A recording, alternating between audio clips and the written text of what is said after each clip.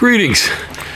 Welcome to another misty mountain morning at Merrill's Place in Mountain View, Hawaii. Yeah. Well, alrighty. So,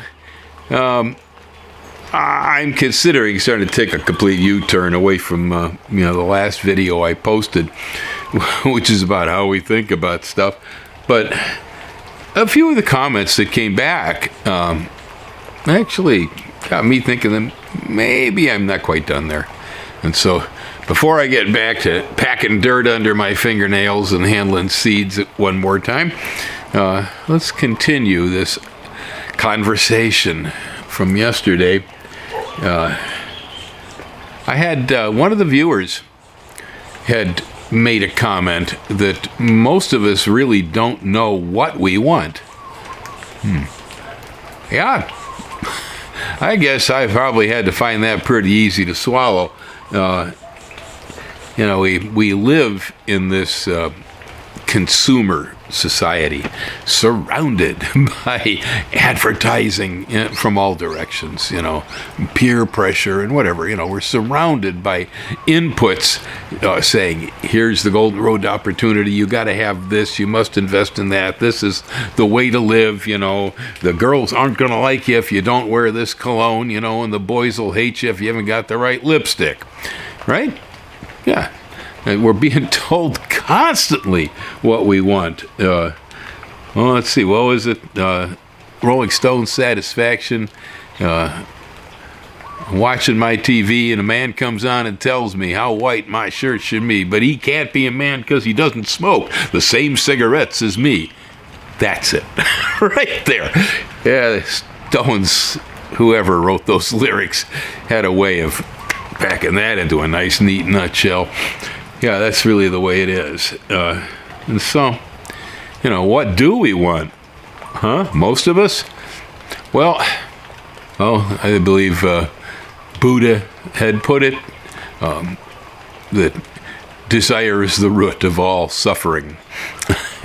Right now, I can't think of the quote, but I know Christ in discussion with the disciples at one point had brought up that the birds of the field and the flowers do not want, that their needs are provided for them.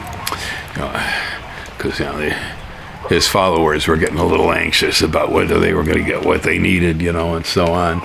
And so, well, then again, even still, talking about the Rolling Stones, I recall hearing Mick Jagger once said, you don't always get what you want, but if you try sometimes, you just might find you get what you need. Need is the word, actually, not want. In a spiritual sense. We all have needs.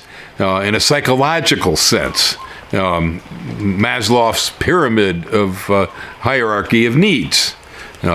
Those of you who've studied this, you know what I'm talking about, that there are certain basic things that are required. I need air. I need drinkable water.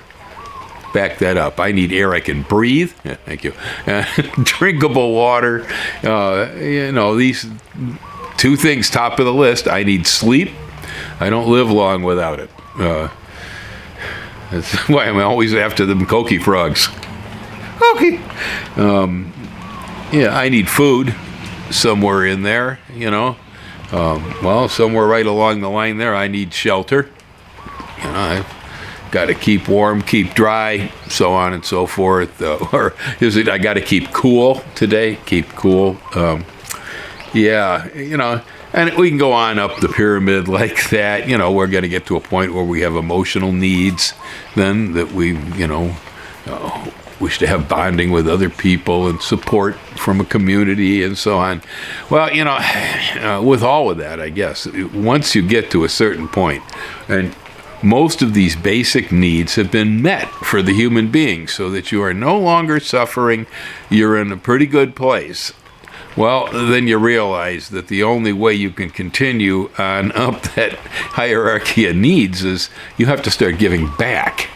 Yeah, that's the way it is. Once you realize if you get on the other side of the story where you're not suffering, you've got all you need, then it's kind of like you're almost obligated to give a hand up to the next ones. You can't live with yourself, I guess is the best way to put it, if you don't step out and try to do something.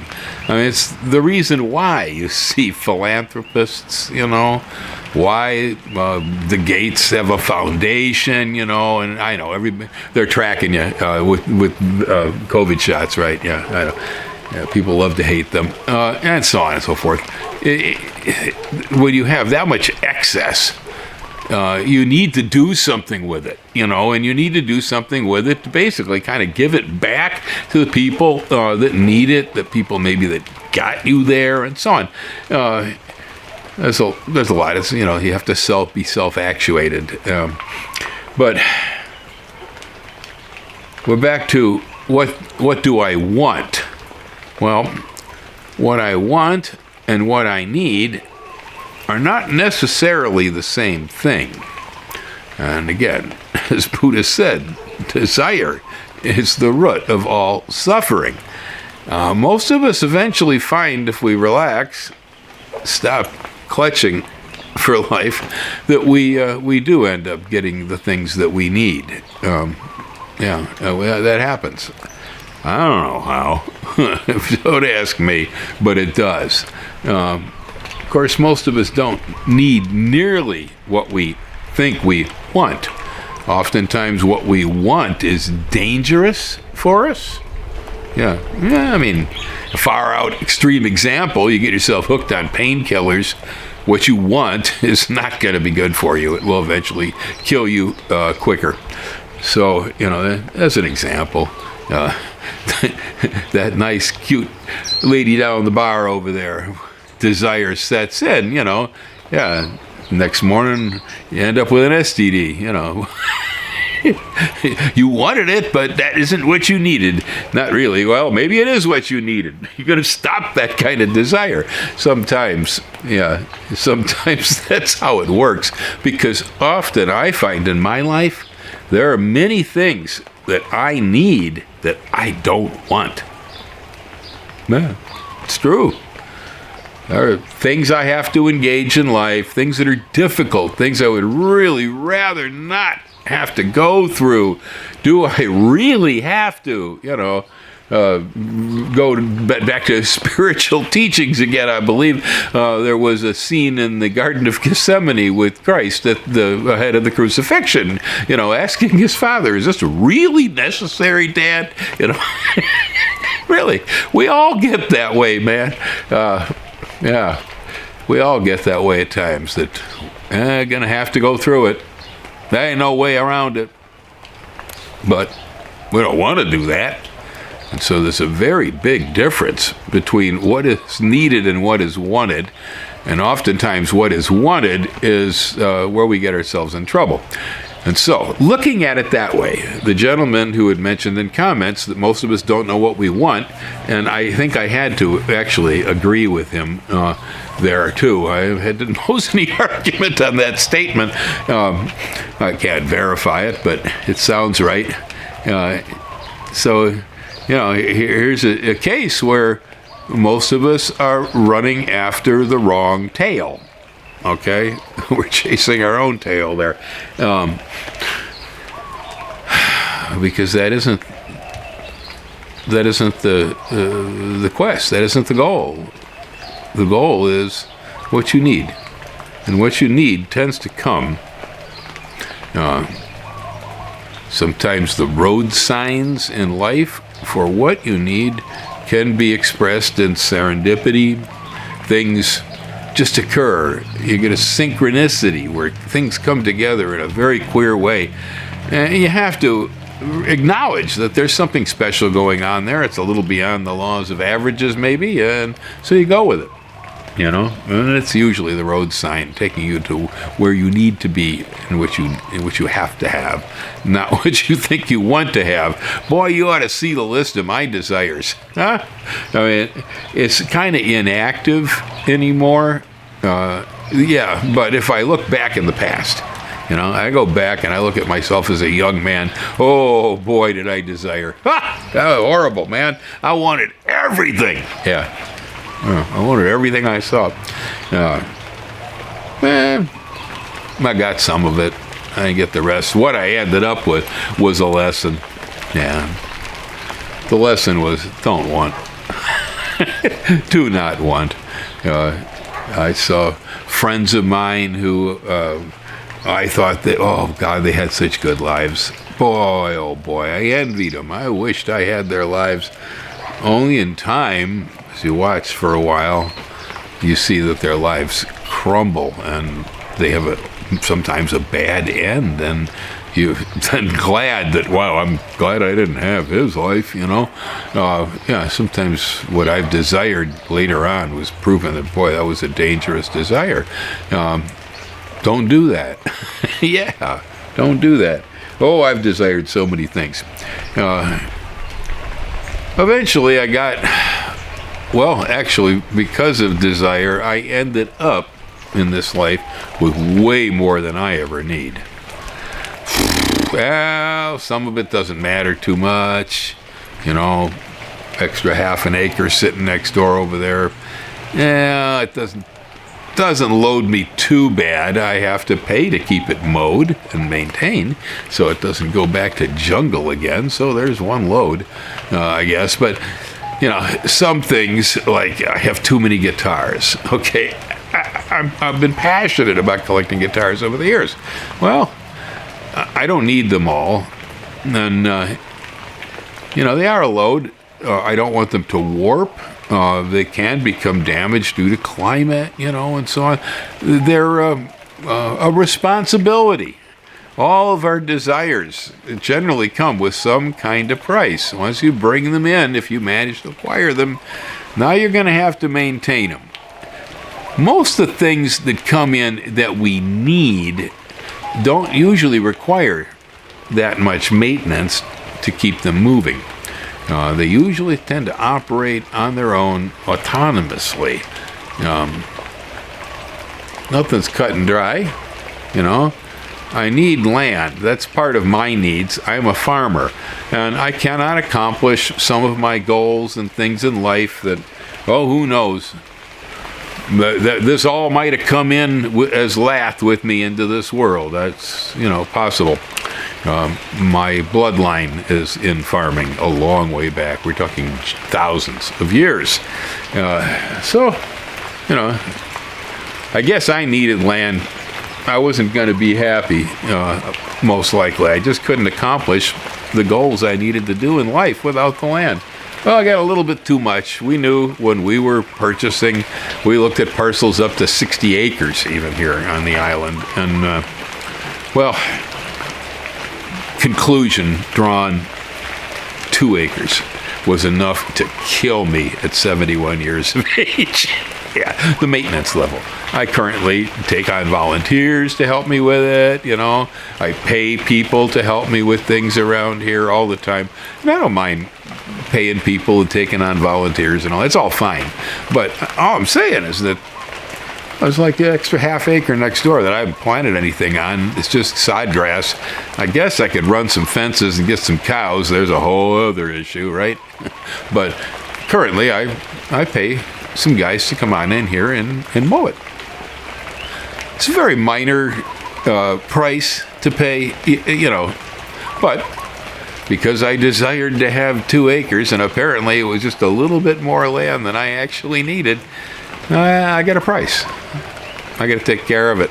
I can't let it go to heck. No, it's too good a land to let it go to heck. I mean, I could, but then we'd have emotional problems, psychological. I look out the window and go, oh, Bill, you really ought to do something with that, you know? Yeah, I wouldn't live with myself, right? So, you know, as it comes lately, I see that there's a whole lot of people thinking that that people in Washington, for instance, or people in their state governments should be able to supply what it is that they think they need. Well, most of us don't know what we need in the first place, so how in the heck can you expect some politician to give it to you? Are they psychics? I don't think so. You know, No, that's an empty road. Hoping that you're going to get any relief going that way. As I said in the last video, it's all from here out, not from there in. Yeah, so you have to settle with yourself first. Once you've reconciled with yourself, then you can attempt to see what you can do about reconciling with the rest of the planet. But you got to be settled with yourself first. And to be settled with yourself, you really can't have any stray desires. No, if you do, they're going to come around to haunt you. They backfire on you. You get your brain full of a lot of rattle that isn't useful. You cannot be at peace with yourself when you desire. When you want, you are not at peace. Some people are below a line at want, and what it is that they want is also what they need. Air, water, whatever, food. Right now, a lot of people, no food. And I wouldn't blame somebody hiding in a basement in Ukraine, listening to missiles going off, to want to be somewhere else. I would, for sure. Yeah, I would. Yeah, so as the gentleman commented there about what we want, well, it came back to me as my response to him as well. Yeah, that's probably true, but I believe that most of us actually have no idea who we are. And if we don't know who we are, how in the heck can we know what we want? Now, it sounds funny, I suppose, because, oh, no, I know who I am, Well, now, I don't do this very often because I guess it's not really very polite social behavior unless you're in just the right crowd when you do it. But I have walked around and I have asked people before, who are you? It's kind of a blunt question, but almost always I get back one answer, at least in America. They tell me what they do for a living.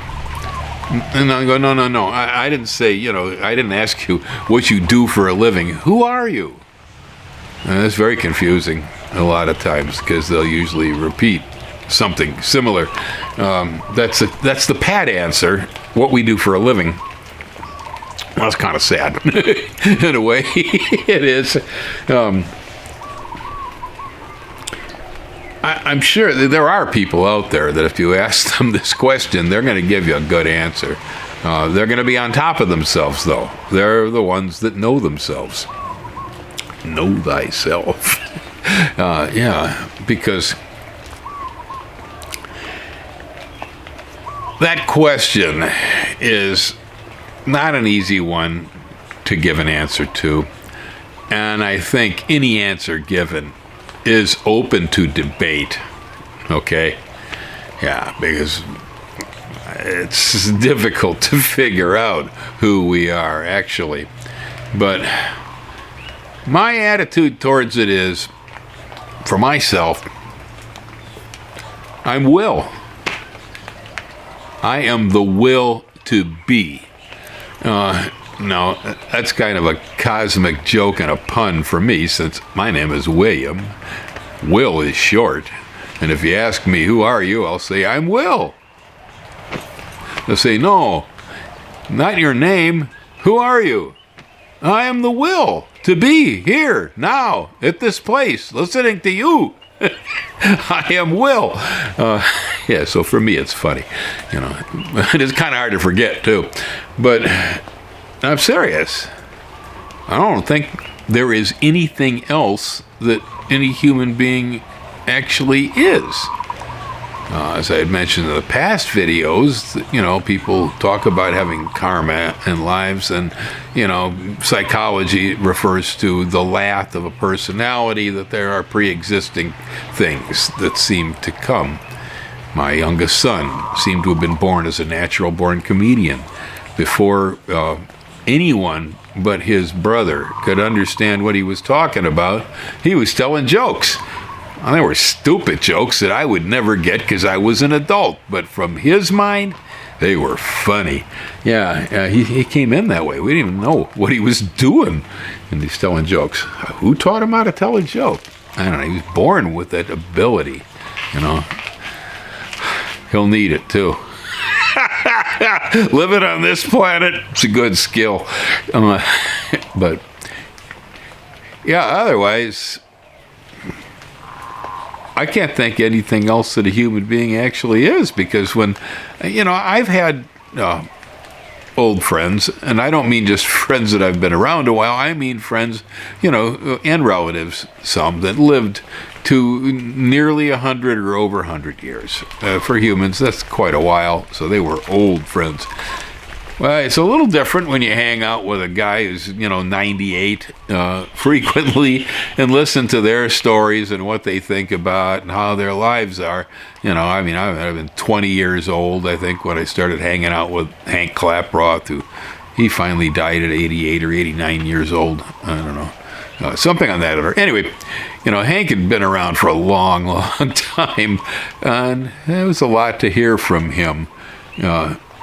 But as time went on, his body began to decline. Now, Hank had tremendous energy. Yeah, he used to plant trees and then grow them up, build log cabins from the trees, and he was always planting tree seeds and growing gardens and collecting Indian artifacts, you know, and so on.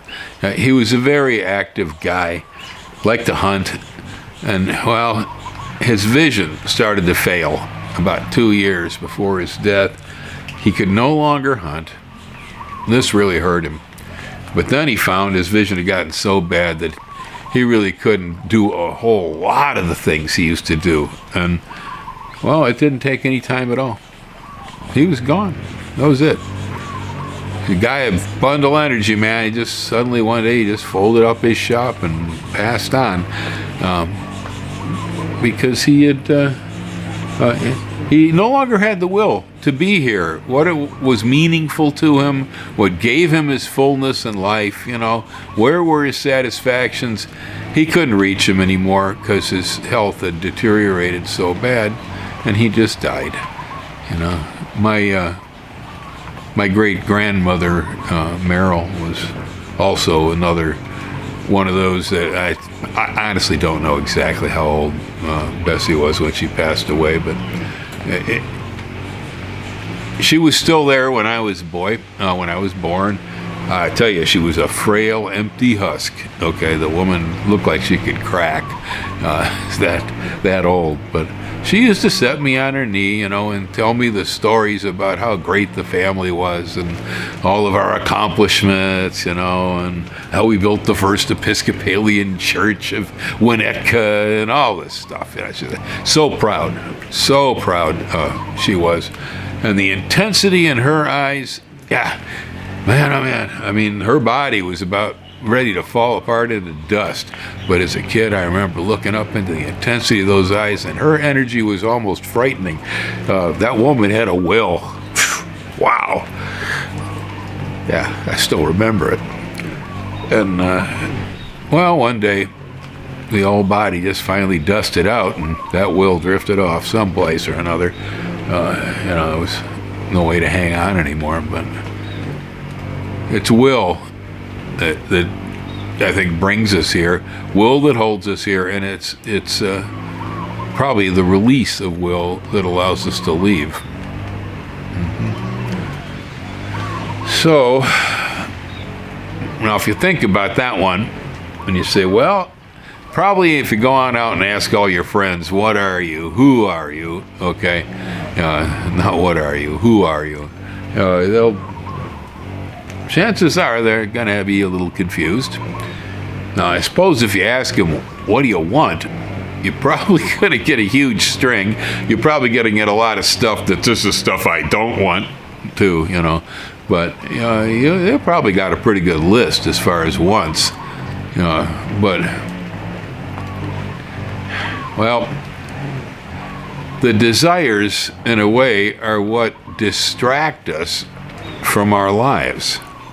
Yeah, because lives usually have a certain amount of agenda, but desires are very much part of free will. And there's nothing wrong with free will. I think we all have it. On the other hand, we mostly probably have some kind of a mission too.